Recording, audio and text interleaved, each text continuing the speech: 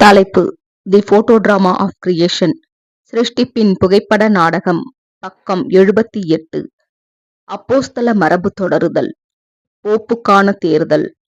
Pope 12ஆம் லியோவின் முடிசூட்டு விழா. Vatican மன்றம். தி வேட்டிகன் கவுன்சில்.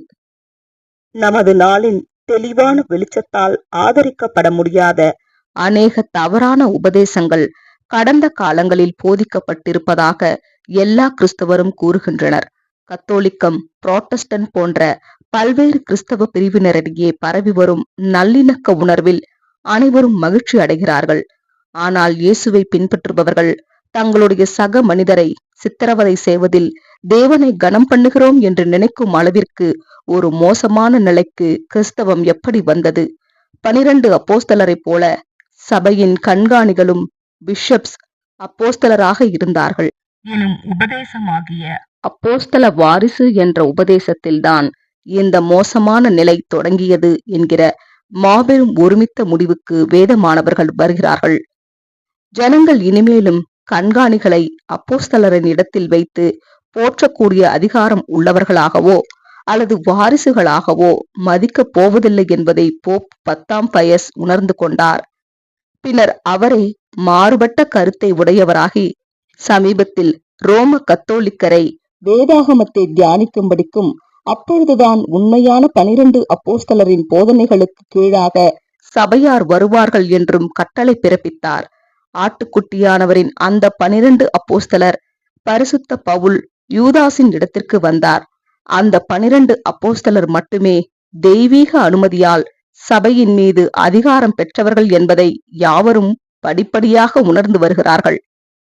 அப்போஸ்தலரின் மரணத்திற்கு பிறகு வேதாகமத்தை கையாளும் வசதிகளோ கல்விக்கான வசதிகளோ இல்லாத காரணத்தினால் 12 அப்போஸ்தலருக்கு இணையாக தெய்வீக அங்கீகாரம் பெறாத, தேவ ஆவியினால் ஏவப்படாத தங்களுடைய கண்காணிகளை அல்லது பாஸ்டர்களை சபையார் சற்றும் சந்தேகப்படாமல் முழுமையாக நோக்கி பார்க்கலாயினர். 200 ஆண்டுகளுக்கு பிறகு தவறுகள் ஓரளவு அடையாளம் காணப்பட்டு அதனை சரி செய்வதற்கான முயற்சி ஏறெடுக்கப்பட்டது. ஆனால் தவறான திசையில் ஏறெடுக்கப்பட்டது.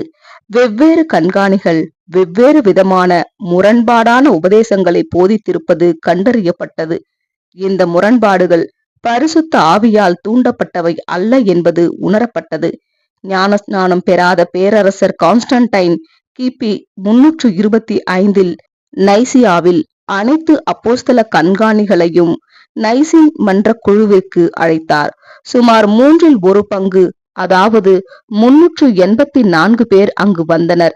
எல்லோரும் பின்பற்றும் வகையிலான ஒரே விசுவாச பிரமாணத்தை முடிவு செய்யும்படிக்கு அவர்களுக்கு கட்டளையிடப்பட்டது.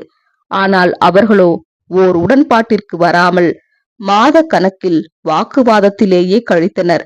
இதனால் பேரரசே ஒரு முடிவு செய்தார். அதன் விளைவாக நைசின் விசுவாச பிரமாணம் உண்டானது.